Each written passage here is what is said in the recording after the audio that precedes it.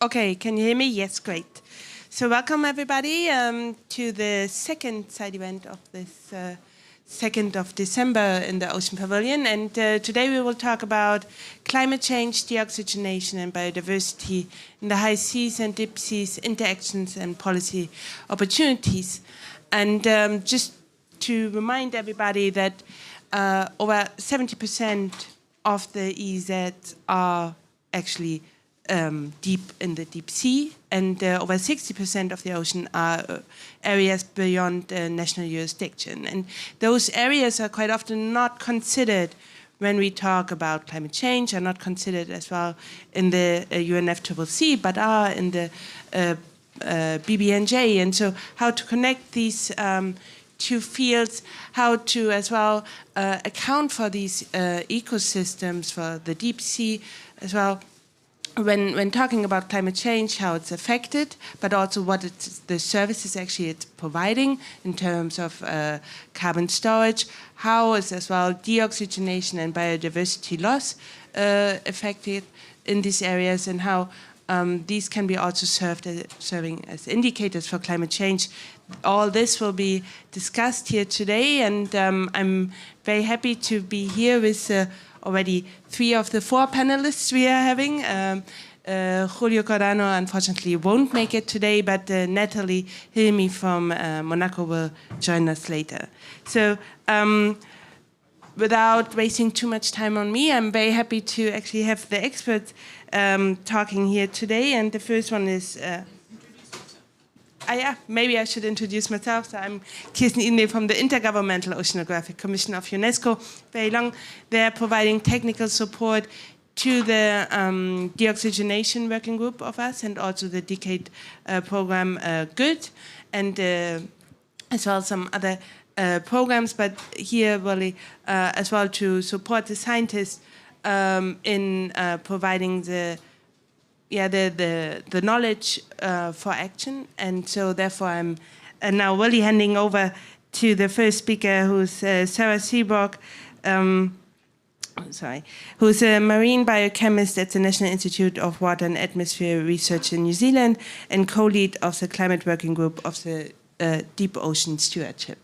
And she will talk about climate impacts on the deep sea, high seas, biodiversity, including deoxygenation.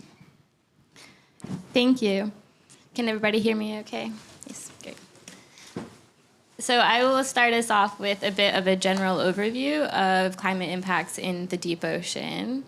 And as most of us in this room are well aware, the ocean is our greatest climate regulator. It has taken in over 90% of the heat from anthropogenic carbon emissions and approximately 25% of the carbon dioxide.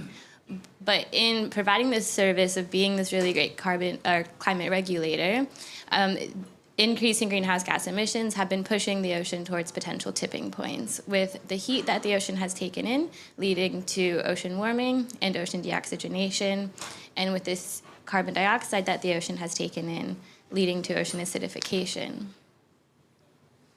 Ocean warming has been increasing every year globally, and this has been happening across ocean depths. So this heat that the ocean is absorbing, it has pervasive, extensive impacts all the way down to the bottom of the sea floor. This warming has been increasing the stratification of the ocean, with about a 5% increase in ocean stratification between 1960 and 2018. And this has been effectively acting to decouple the deep from the shallow. It has been reducing nutrient and oxygen exchange, reducing carbon transport, and having many other impacts. Simultaneously, there have been changes to ocean circulation patterns. These are shifting connections between ocean depths, between ocean basins, with some areas having decreased transport and some areas having increased transport. This changes ocean carbon sequestration, nutrient transport, and this even has impacts on weather patterns. These physical changes happening to the ocean because of ocean warming have impacts on ocean greenhouse gas storage, on ocean biodiversity, the habitability of the ocean, and overall ocean productivity. Such impacts are ocean deoxygenation, changes to ocean nutrient availability, and reduced net primary productivity. And if we look at ocean deoxygenation, the main theme of today, warmer, more stratified oceans hold less oxygen. So as the ocean is warming and as it is becoming more stratified, as we just saw, it can't hold as much oxygen within it. So since 1960, there has been a 2% global average oxygen loss, with up to 40% loss in some ocean regions. And this has a myriad of different impacts. 3 that I will talk about today is habitat loss, biodiversity loss, and impacts to ocean carbon and nutrient cycling. As oxygen minimum zones, or OMZs, expand, less life can live in certain areas. So you can think about that as habitat compression. Animals either have to leave, go somewhere else, or face lethal impacts. This can impact where fisheries species are occurring and where fisheries economies can benefit from the fisheries industry. This correlates also with biodiversity loss, with incremental loss in oxygen leading to varied impacts. So the more that you get to hypoxic low oxygen conditions, the less biodiversity that you have in the ocean system. And this also impacts ocean carbon and nutrient cycling. One thing that I think about a lot is impacts to the sediment system. So as you move from oxygenated waters to hypoxic low oxygen waters, you have impacts on the processes that are occurring with the microbes in the sediment, with the biogeochemistry within the sediment, and that can lead to even the release of methane and nitrous oxide from sediment systems that could otherwise be sequestering carbon away and providing a service to our world. There's also reduced food transport. So as the ocean's becoming more stratified, as you're having less connectivity, less nutrient exchange, you're seeing impacts to nutrient availability and primary productivity, which then impacts how much carbon is transported through the ocean to the deep sea system. And this changes how much metabolism is happening in the open ocean. So part of this biological pump where you have carbon absorbed at the seafloor and then transported as marine snow, which you can see in this picture here at the bottom. Much life within the open ocean feeds on this material as it sinks to the deep sea, but then also a lot of life at the bottom of the ocean is reliant upon this food making it down there. And so some studies have found 30% loss predicted by 2100 in some ocean areas in biodiversity and biomass due to there being less food. And it's not just these warming impacts, right? It's also ocean acidification. And ocean acidification is particularly problematic within the deep ocean because the cold temperatures of the deep sea can cause more acidified conditions with less CO2 absorption. So it doesn't take quite as much CO2 to be absorbed overall in the ocean to then have more acidified conditions in the cold deep waters that can hold more carbon dioxide. And in the deep ocean, this contributes to deep sea coral degradation, collapse of deep sea coral ecosystems, and it also shifts what makes it to the deep sea, similar to this impact to food transport we saw previously. Acidification impacts extend to particle ballasting, so how fast particles can sink to the deep ocean, but also how they can then be used in the water column by the life within the open ocean. And these many varied impacts, as we see across many ocean systems, are worse at RCP 8.5 or higher emission scenarios than at the lower emission scenarios. And the risk scenarios for these cumulative stressors extend throughout deep sea and high seas ecosystems. Eastern boundary upwelling systems have predictions of reduced fisheries. Cold water corals will have dissolution of cold water coral habitats. Seamounts, canyons, and slopes will have decreased biodiversity. Abyssal plains will have reduced carbon burial. And vents and seeps, you could see in some instances, in some ocean regions, increased methane release from some seep systems. And so when we put these into the context of COP28, we can see these lower emission scenarios, they avoid the worst outcomes in the deep sea. And that the deep ocean and the high seas are a critical component of climate mitigation, and they're experiencing climate impacts that will continue to worsen over time. However, these deep ocean and high seas ecosystems remain understudied and underrepresented in climate negotiations and in the policies that come out of them. And I wanted to highlight one information sheet that we have just put together, DOSI and the Deep Ocean Observing Strategy, identifying deep ocean science gaps for understanding and monitoring change. This is very hot off the press, so much so that when these slides were made and submitted, we did not have the QR code yet, but we do have the QR code now. So if you find me after, if you find Lisa, we can get you the QR code to download this information sheet. But we analyzed thousands of pages of low-confidence deep ocean-related items within the AR6 cycle IPCC reports, and we found that the deep ocean related to about 30% of the total counted low-confidence entries. And of these low-confidence entries in the AR6 cycle reports, it's predominantly high-confidence items that are in the summary for policymakers that come out of it. So not only is the deep ocean low confidence within the reports, but then when the policymakers get the summary for policymakers, these low-confidence deep-sea items are often not within what they are seeing. And we found this particularly intensified within the Working Group 3 report on mitigation, which could potentially be showing uncertainty in the climate solution space when it comes to mitigation actions that affect the deep ocean. So come find us after if you'd like to get the QR code to see this full sheet. And I thank you for your time. Thank you very much, Sarah. This was very interesting and very comprehensive overview about the impact of climate change on the deep ocean. And the next one, I'm probably not necessary to introduce her, but I will do. Lisa Levin, Emeritus Professor from Scripps Institute of Oceanography at UC San Diego, very important member of the GON Working Group, Global Ocean Oxygen Network, and the Deep Ocean Stewardship Initiative. And Lisa will give a little bit more information about deep biodiversity roles in the carbon cycle. And threats from resource extraction and marine CDR. Okay, thank you. Let me just see something. This is a movie, and I want to introduce you to blue carbon in action in the open ocean. These are cutlass fish at 400 meters off Costa Rica, and you hear a lot about the importance of the mesopelagic and the role in the carbon cycle, but we don't get to see it very often, so I thought I would share that.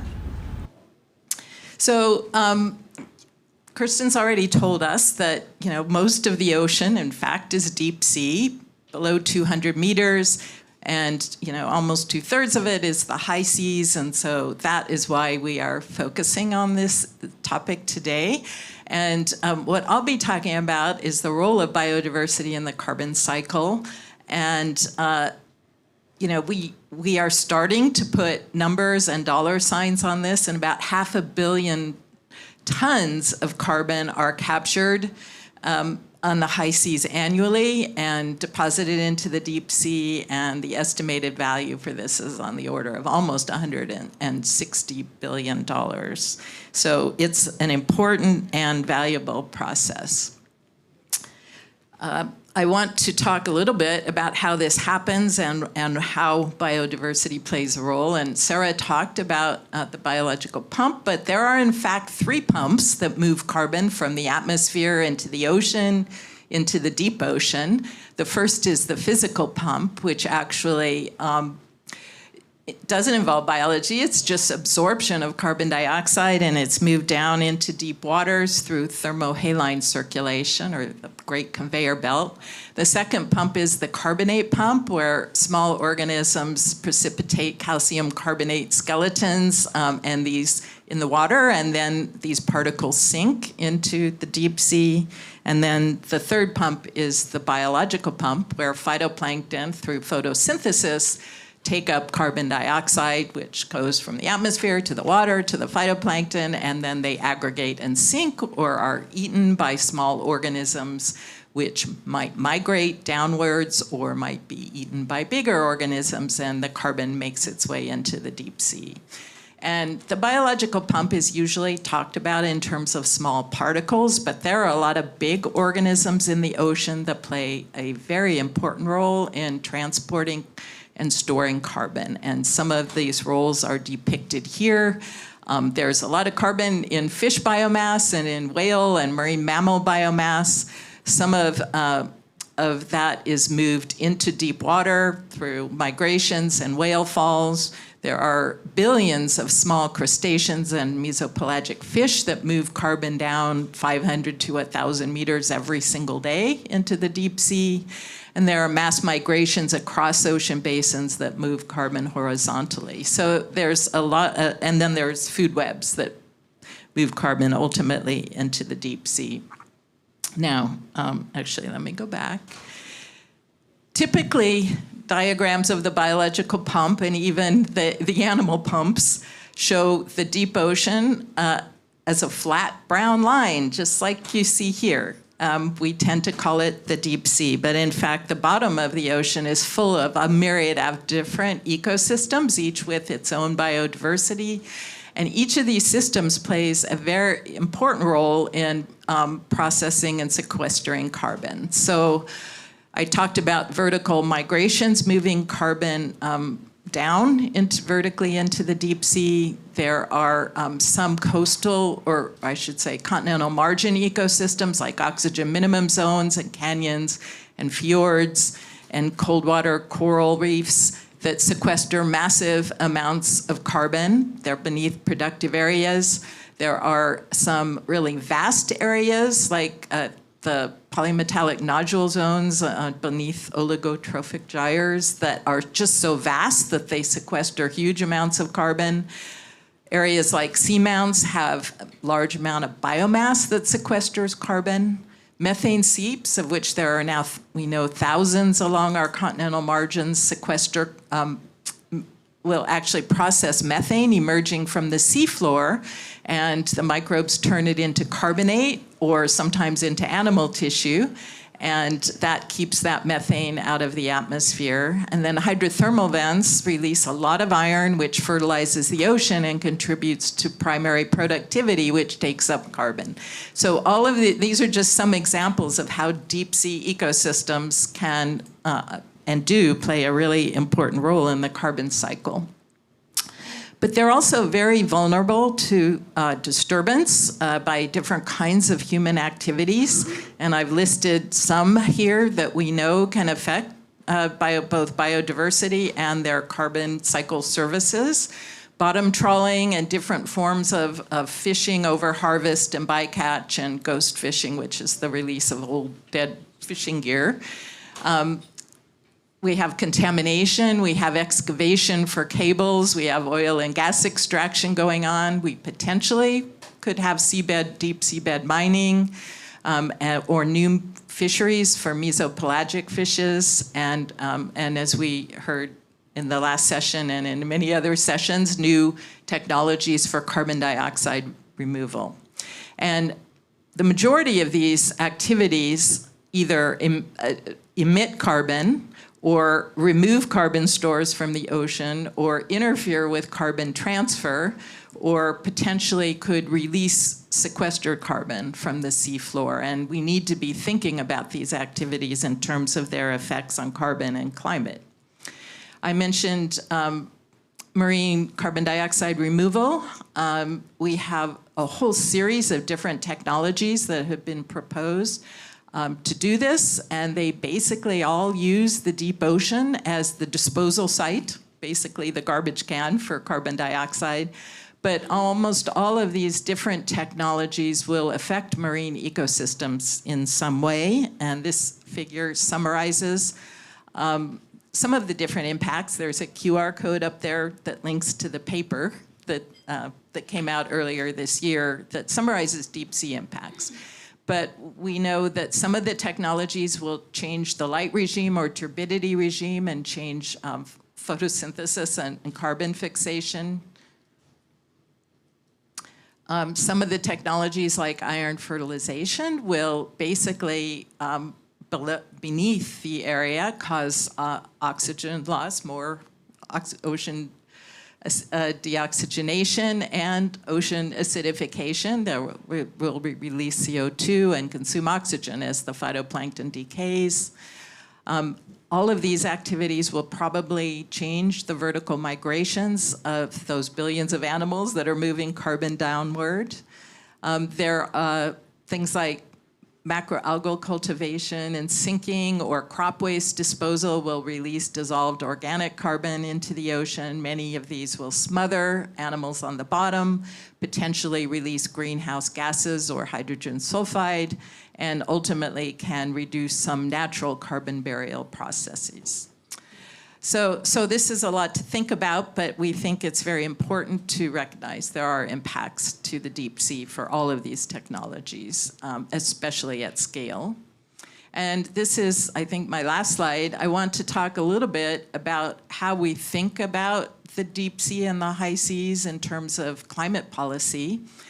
And we have a new policy brief. Again, the QR code is up there about how biodiversity, deep sea biodiversity can be incorporated into UNFCCC policy elements. Both nationally determined contributions and national adaptation plans can think about creating marine protected areas that have climate change implications or can help protect carbon services, carbon sequestration services. We have the potential in these to introduce no-take zones that restore biodiversity, facilitate the recovery of whales and fishes that do store and transport carbon. We can work to maintain the integrity of the mesopelagic ecosystems, account for climate change in our fisheries management, prevent the release of seafloor carbon by regulating activities like bottom trawling or seabed mining that might release massive amounts of carbon, and we can avoid damage to natural carbon cycle processes from different kinds of carbon dioxide removal interventions. Now, there are other things discussed in this brief, and I don't have time to go into them all, but we did think harmonizing, because we are talking about the high seas, and a lot of the UNFCCC policy doesn't directly apply to the high seas. We think that the new Biodiversity Beyond National Jurisdiction Agreement, sometimes called the High Seas Treaty, offers a really valuable opportunity to address both biodiversity and climate together. There isn't a lot of climate in the text of the BBNJ agreement, but we can use the MPA and spatial planning opportunities to create high seas protected areas that also protect carbon services.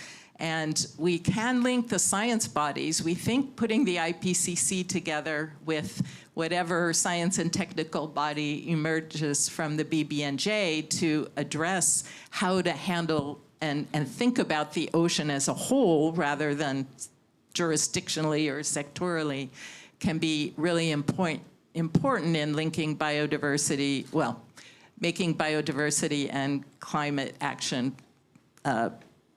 happen together. And I'll stop there.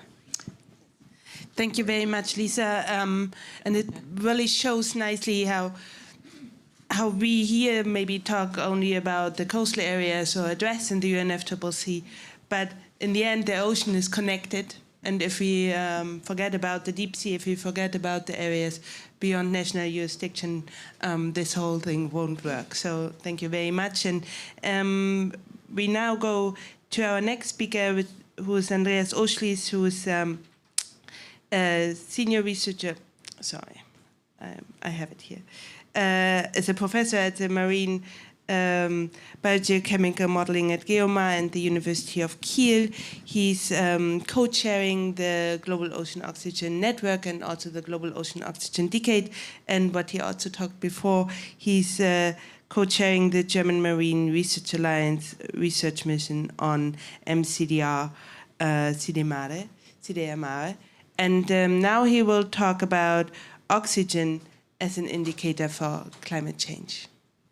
Yeah, thank you. So this is, well, we have heard already, thanks very much, for that oxygen is declining. The ocean has lost, according to observational estimates or compilation of measurements, more than 2%, or 2% during the past 50 years, so 1960 to 2010. Right now, it's certainly a little bit more than 2%. This is a rapid change. So if we extrapolate that, the ocean would be devoid of oxygen in 2,500 years. And so this wouldn't be very good, as we all know, since If you can't breathe, nothing else matters. That's a slogan of the Canadian Lung Association, but it also applies to fish, to animals in the ocean. And this is something we haven't been, well, we have been surprised. The scientists have been surprised by this. We found out about this maybe 15 years ago. And despite all the excellent measurements that we have, oxygen has been measured for more than 100 years with the same method, Winkler titration. We just had it, were a teaching module of our summer school 2 weeks ago to the students how to measure oxygen in the ocean. And that's an excellent asset to have the same method over more than a century. We don't have that for temperature, for any other property in the ocean, as far as I know. So oxygen is really could be a good indicator for environmental change, since we have this historical data set, which we don't have for other climate variables. And here's shown that basically in every ocean basin we see a decline of oxygen. That's a column inventory of the observational estimates of changes. And it's almost red everywhere. Red is a decline here. And on the right we see the profile of this change. So it's happening surprisingly also in the deep ocean. This is something we still struggle with. How does it happen? Most of the deep ocean waters are still pre-industrial. They're older than 200 years, and they don't know about fossil fuels. But they do see oxygen decline. So that might be a faster transition of the biological pumps that transport material and changes respiration patterns. It might also be a change in the ventilation timescales, in the clock the ocean sets, so giving it more time for respiration to accumulate. And this we have to sort out. Right now, climate models that we do use for IPCC and so on, or to assess marine carbon dioxide removal methods, they underestimate this globally by a factor 2 to 3, the oxygen decline, and in the deep ocean, much more. So basically, they don't show an oxygen decline in most of the deep ocean. So that might be, well, that's a serious problem. It might be physics, might be biology. It's probably physics, the current guess, but it's not good if we want to model carbon or heat uptake as well. So that's a challenge. And fortunately, we have these observational data. And oxygen, well, if you can't breathe, nothing else matters. It's a serious problem that I think we have to stress. It's in addition to acidification, to ocean warming. And unfortunately, that was missed during the declaration of the Ocean Pavilion, the COP declaration here. So we managed to get it into most of the COP and IPCC statements now. And I think we have to remember this. Deoxygenation, we think, does matter. And it does matter, well, for habitats. And that's shown here. It's a recompilation of the same data. So there's a spatial map here, now sorted for different oxygen classes. So if we define habitats by oxygen thresholds that species have, most fish can't live well below 70 micromole oxygen around that. And, whoops, sorry, wrong way. And this is the oxygen class on the horizontal axis here. So you see around, the red circle, that's around this 50 to 110 micromolar. That's where many animals in the ocean have a threshold, currently observed animals in the ocean. And we see over these 50 years in the observational data, the habitat of these species that need more than 50 to 110 or so micromole oxygen has shrunk by, well, 10 to the 6 cubic kilometers. That's a number we can't imagine. But if we convert it, and this oxygen loss is warming driven, that's what we know from, or think we know from models, but the models are not perfect and not correct, and we have huge difficulties there. But if we relate this oxygen loss to CO2 emissions and convert that, that's what we believe we can do, then every single person of us, so in Europe we have about 10 tons of CO2 emissions per year per person, that's on average, we would reduce the habitat by an apartment size every day because of our CO2 emissions. So 220 of square cubic meters, that's a 3-room apartment about, every day due to our 10-ton per year annual CO2 emissions. So that's a lot. And that's a reason we think why we should be concerned about oxygen. But it offers also an opportunity to use oxygen as an indicator for climate damages and global warming damages and CO2 emission damages.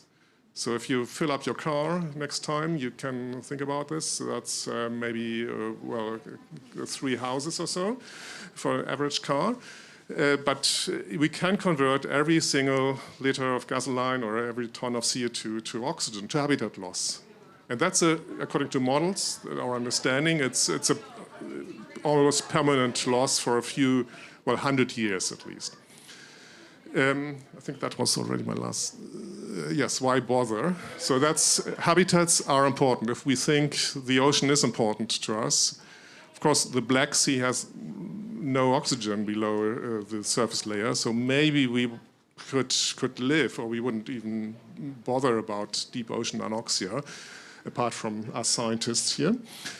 But still, we think it's not a very good strategy to use fossil fuels, but kill most of the ocean. So, and there's biodiversity. There's lots of mechanisms, enzymes, substrates that may also be of direct human value. And there's some nice tasting fish as well, which you showed on some of the figures. So we have to stop deoxygenation as quickly as possible. I think that's our responsibility. And even in the deep ocean is most vulnerable because there the conveyor belt circulation will transport what we do now over the next few hundred years.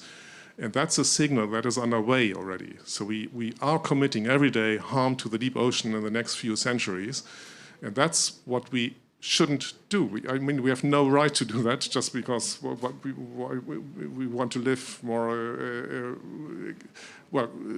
easily or have a cheaper way of living. No, this is not environmentally responsible, and we have to stop this habitat loss of deoxygenation. So oxygen is a great indicator. We have excellent historical data, and I think we should add it to like warming, which has less meaning to us because fluctuations day to day are so high. But if we lose habitats, that has a meaning. Since if species go extinct, they don't come back if it changes again. So that's a permanent threat, and we commit that every single day. Thanks for your attention.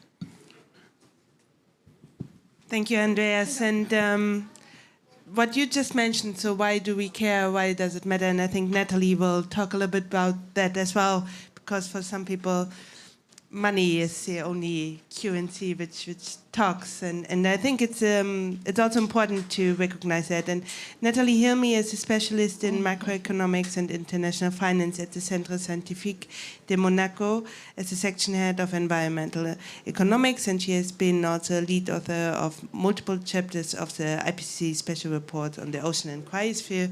And today she will talk about the economic implications of deep sea's role in climate mitigation strategies. Thank you, Kirsten. Hello, everybody. I'm going to talk about the economic importance of the deep sea and their ecosystem services.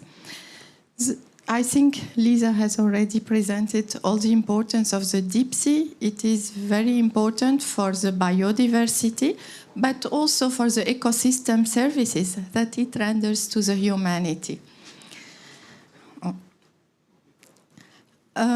If we want to understand the ecosystem services of the deep sea, we have to do more research. We rely our ecosystem services valuation on the science. So this is why we need the scientists to explain to us what the deep sea is doing. And then we can understand how we can give a value to those ecosystem services. Especially, it's important for the carbon sequestration. We hear a lot about blue carbon, And this is important for the carbon market that we speak a lot about finance and the carbon credits. But we have to understand the science behind before doing all this. So my two main key messages are the importance of the ecosystem services of the deep sea and how we can give them a monetary value to show that they are important, to show to policymakers that these values are really important, and the private sector also can invest in the protection and the conservation of the deep sea.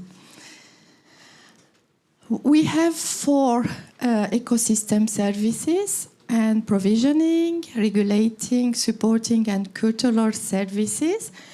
And if we put into those categories the different ecosystem services of the deep sea, you can see that they are really important. But if you look at the third line, you can see that even oil, gas, and minerals are here. And this is the problem.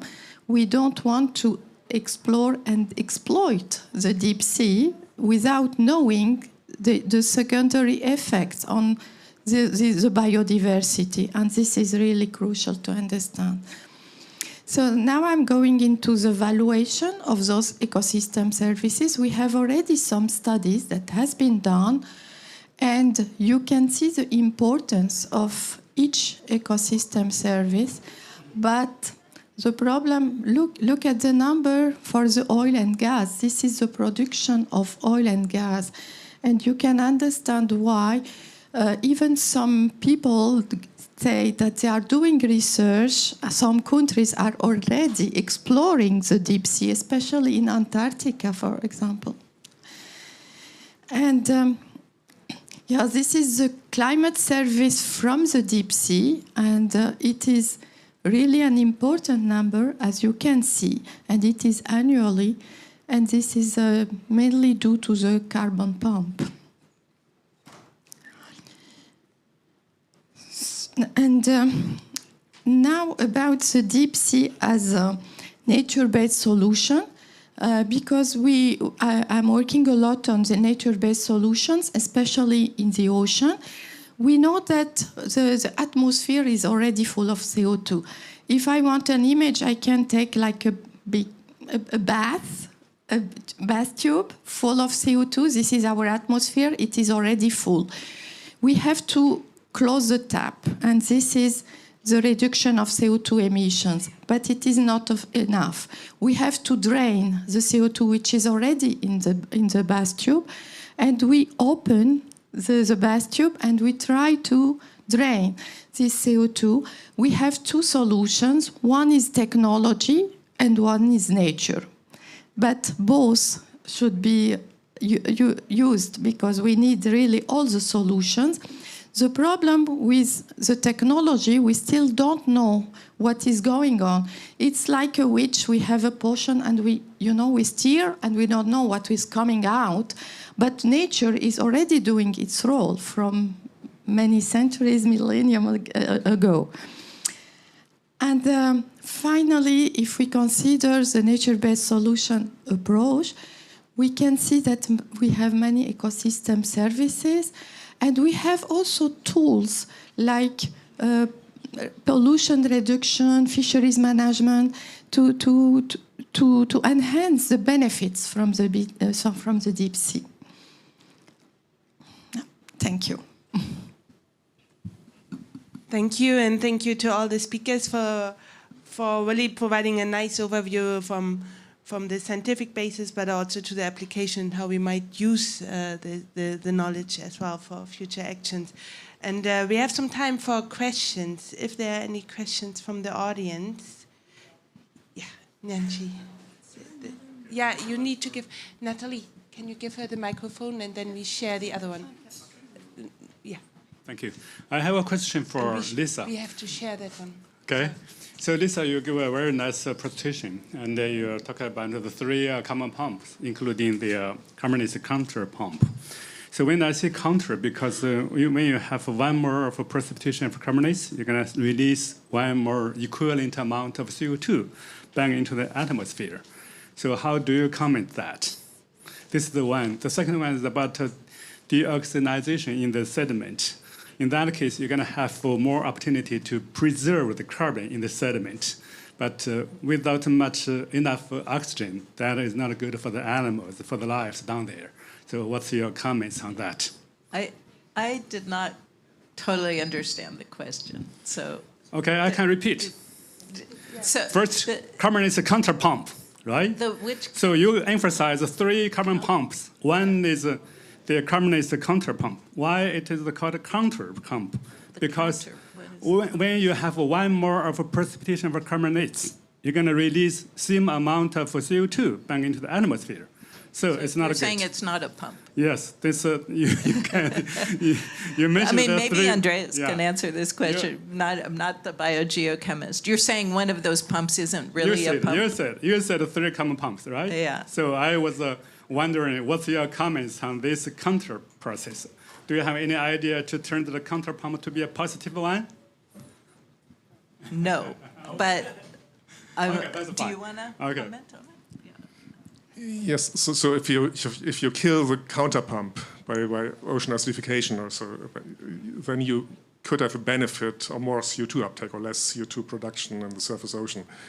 So that we see that in a few times, that ecological changes or, well, negative changes in ecology, like killing all calcifiers, might have a positive CO2 impact, and vice versa.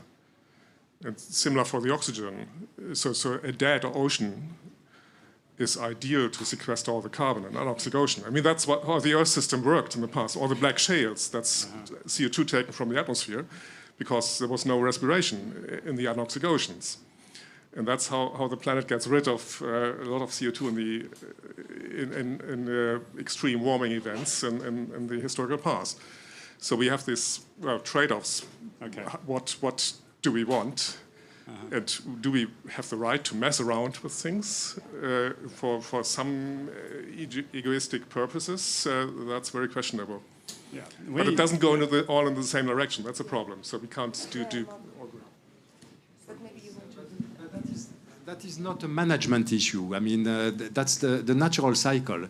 And it's, I think it is confusing to show on slides calcifying organisms, calcifying animals, because calcifying animals are releasing CO2. They do calcification, they precipitate calcium carbonate, they release CO2, and then they are animals, so they breathe. They release CO2 also. So it is, in fact, it confuses the picture to call that carbon storage, because yes, the calcium carbonate is carbon, but in terms of CO2, those animals are releasing CO2. So you're saying the net is not exactly. the pump? Yes. Okay. Are there any more questions from the audience for the panel? Yeah, here. Hello, thank you. My name is Dia. I'm from the Ministry of Marine Affairs and Fisheries Indonesia. Perhaps my question to Lisa and Natalie, maybe. So I'm very interested in what you say and your idea, Lisa, about talking about to create MPA as a way to taking care of the carbon cycle process in the high seas and deep sea. And I also agree that you mentioned about the high seas and deep sea is not become attention with the UNFCCC, and thanks God we already have this BBNG agreement, and we need to bring this attention to the UNFCCC. And I think it's not only the high seas and deep sea, but overall ocean issues not become main attention to this UNFCCC, as far as I know. So regarding this BBNG agreement, so one of their suggestion is to create this ABMT, right? The area-based management tools, which is like creating MPA area in the area beyond jurisdiction. And you are talking about that mostly every country is talking about the MPA under the jurisdiction. Even in Indonesia, we are struggling for creating and expand our MPA into 30% of our water into MPA. But we still have a problem with how to manage it, and with the a very vast area, with the human resource and the modalities.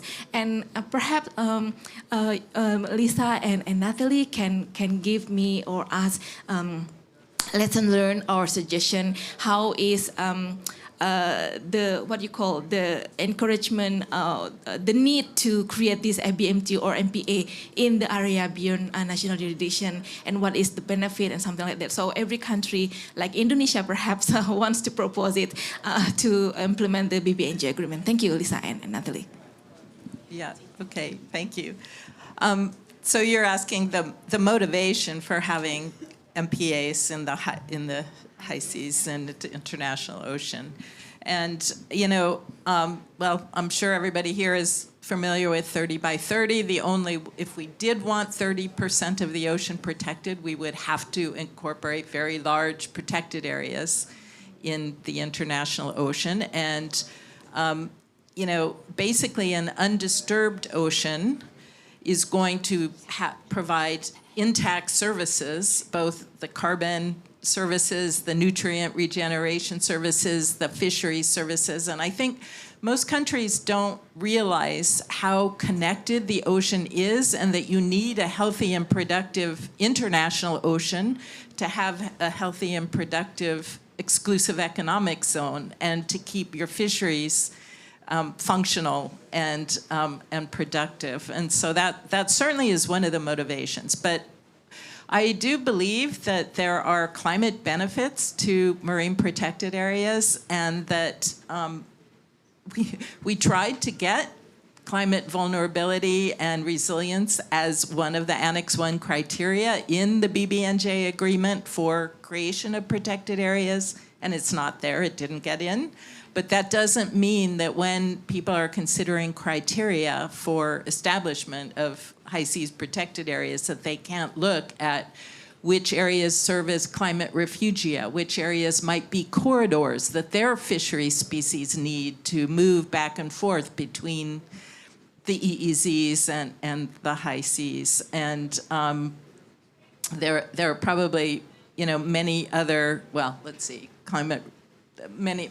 many other climate benefits that can be incorporated. We can use climate projection models to look at where species will be moving to in the next 50 or 100 years, and work to protect specific target taxa as well. So maybe I should let Natalie comment at this point. Yeah, thank you, Lisa. I think the science is very important to understand. And then comes the economic valuation. So if we show to the policymakers that it will bring more values if we have marine protected areas, maybe they will be motivated to protect more. Thank you very much. Are there more questions from the audience? I also have one. When you showed the oil and gas, and that really is a magnitude higher than the other ecosystem services in terms of value. I think, how can you help, maybe, because I think that is one problem, communicate as well countries or the local communities, the justice aspect, because it's oil and gas that's for developed countries accessible, but definitely not for the developing countries and local communities. So are there any efforts underway to also kind of support in that area so that there is more justice in using the ocean sustainably, I think? Yeah, the problem is with global warming, the ice is melting. And I'm thinking about the Arctic, for example. 30% of the world reserve of gas and 15% of the world reserve of oil are in the Arctic. So if the ice is melting, it will be easier to go and drill all this oil and gas. And this is really a problem. So what we have to implement is maybe regulation. Because if we have the right regulation, it is not allowed to go and exploit the oil and gas because we already have too much. And this is maybe better than really climate justice because it is forbidden and that's it. Thank you. And I also have one more question actually for Sarah. Looking at all that and how important the deep ocean is, I think we are rather convinced as well, most of us here in the room, but what are the deep sea climate impacts you think should be most important for the policymakers here at COP28? What are your key messages, why, which impacts they should be aware of and should try to avoid? Yeah, thank you. I think a lot of us who are scientists within the Earth system space, we have a really unique perspective about the policy that is needed for climate change because we really have a deep understanding of feedbacks in the Earth system, and we understand, like Andreas summarized earlier, that what we do today is we're gonna still see impacts in the deep ocean for hundreds of years in some instances, even with mitigation technologies. And so the urgency really lies in how far behind we already are in making a lot of these policies. And it's really good. We've seen a lot of incremental change happening in the climate space, but when you consider the feedbacks and when you consider the delays that happen in the Earth system, we need transformative change because there is going to be a lot of unknown territory that we continue to get into as the rate of change continues increasing. Thank you very much. And also for Andreas, actually, looking one impact of climate change, the indicator deoxygenation, loss of oxygen, not only in the high seas but also in coastal areas, upwelling areas. How can we stop it actually? What can we do? Yeah, we have to stop emissions, so that's the main driver. In some coastal areas we still have eutrophication, so runoff of organic matter and nutrients from land. That has to be stopped, and it has been stopped in many countries, but not everywhere. So that's an easy solution usually. And stopping emissions, that's the next, immediate, not so easy solution. But that needs to be done. If we don't stop emissions, we will continue to lose oxygen at a higher rate. We will continue to warm the atmosphere, the surface ocean, and eventually the deep ocean. And at least current models show that the day we stop emissions, we stop upper ocean deoxygenation. We don't stop deep ocean oxygenation. So there we have still 3/4, so a 4-fold increase in deep ocean oxygen loss, even if we stop emissions today. So most of this, we have realized only 1/4, 3/4 are still in the pipeline, according to current models, which are not good. So we have to improve that estimate. But that's not very reassuring. And there are now a few companies, green hydrogen producers, they also produce oxygen in the electrolysis. And there are some ideas to use that oxygen to reoxygenate the ocean, the deep ocean. The deep ocean, I think there's no hopes. We can never produce so much hydrogen. We don't need it to have enough oxygen to reoxygenize the deep ocean. But maybe it could work on some coastal embayments, which of economic value, with aquaculture hit by deoxygenation, and our coral reefs already hit by deoxygenation. Because so there may be, at least the mass-wise, there might be potential. We don't know if technologically it could be done, it should be done. And the Global Ocean Oxygen Decade program, we are trying to write some first policy paper on that. What should be studied to get a good, assessment of potential values of using this waste oxygen right now that's produced by all hydrogen production. So that could maybe help in some, if applied cleverly, but so far we don't know. Do you want to mention? Yes. Yes. So thank you very much, and we have 2 minutes left, and I think give a hand first to all our speakers. because this is one of the rare events which is actually addressing high seas or deoxygenation. So I'm very happy that we had the chance to talk about that. Tomorrow there's also the Earth Info Day, and there we will, at the World Cafe, have a roundtable with Steve Vidicomie and Lisa Levin talking about ocean acidification and deoxygenation. So there you can also have a dialogue with the experts on that. And so I hope to see many of you there. There will be also time, I think, now for discussion in the corridors. But thank you very much for that, and thank you to the panelists for a great presentation. Thank you.